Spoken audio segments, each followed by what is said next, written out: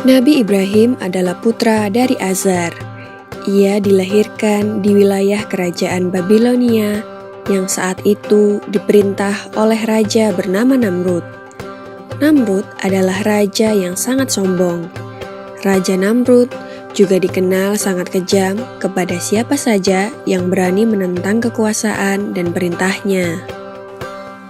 Pada suatu malam, Namrud bermimpi melihat seorang anak laki-laki yang memasuki kamarnya dan mengambil mahkotanya. Keesokan harinya, ia memanggil peramal yang sangat terkenal untuk mengartikan mimpinya tersebut. Peramal lalu mengartikan bahwa anak yang hadir dalam mimpinya tersebut kelak suatu saat akan meruntuhkan kerajaannya. Namrud pun marah mendengar hal itu. Ia memerintahkan prajuritnya agar membunuh setiap bayi laki-laki yang dilahirkan. Azar, yang istrinya saat itu sedang mengandung, begitu khawatir akan keselamatan bayinya. Ia khawatir bahwa bayi yang ada dalam perut istrinya adalah seorang bayi laki-laki yang selama ini mereka dambakan. Untuk menyelamatkannya, Azar mengajak istrinya bersembunyi di dalam gua yang jauh dari keramaian. Di gua itulah kemudian bayi tersebut dilahirkan dan diberi nama Ibrahim.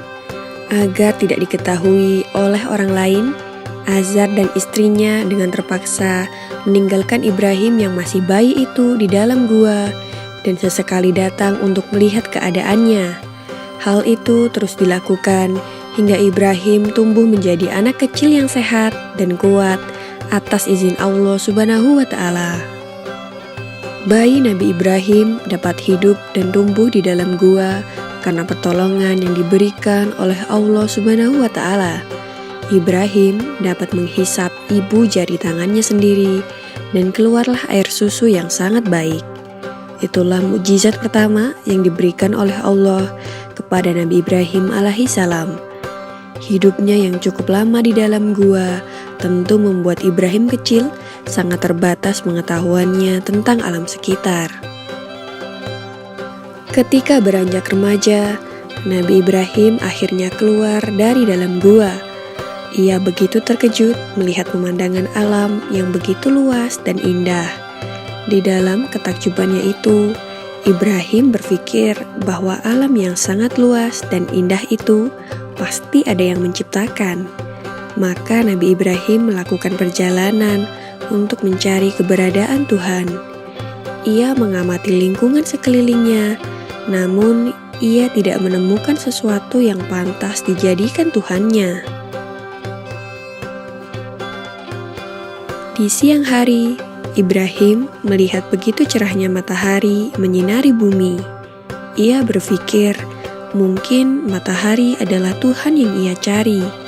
Tetapi ketika senja datang dan matahari tenggelam, gugurlah keyakinannya akan matahari sebagai Tuhan. Sampai akhirnya malam datang dan bintang di langit bersinar yang membuat suasana malam menjadi lebih indah dan terang. Nabi Ibrahim pun mulai berpikir, apakah ini Tuhan yang aku cari? Ia menatap bintang-bintang itu dengan penuh rasa bangga. Tapi ternyata ketika malam mulai berganti pagi, bintang-bintang itu menghilang satu persatu. Dengan pandangan kecewa, Nabi Ibrahim melihat satu persatu bintang-bintang itu menghilang dari langit dan berkata, "Aku tidak menyukai Tuhan yang bisa menghilang dan tenggelam." Memasuki malam berikutnya, bulan muncul dan memancarkan cahayanya yang terang. Nabi Ibrahim menduga dan berkata, "Inikah Tuhan yang aku cari?" Maka ketika pagi datang, bulan hilang tanpa alasan seperti yang terjadi pada matahari dan bintang. Nabi Ibrahim pun berpikir, pasti ada kekuatan yang maha besar untuk menggerakkan dan menghidupkan semua yang ada. Dan Nabi Ibrahim pun percaya bahwa hanya Allah Subhanahu wa Ta'ala yang maha mengatur segalanya. Demikianlah kisah Nabi Ibrahim alaihissalam dalam mencari keberadaan Tuhan. Di video selanjutnya akan dikisahkan bagaimana Nabi Ibrahim menghancurkan berhala dan akhirnya dibakar hidup-hidup. Nantikan kisahnya hanya di channel YouTube Anak Muslim.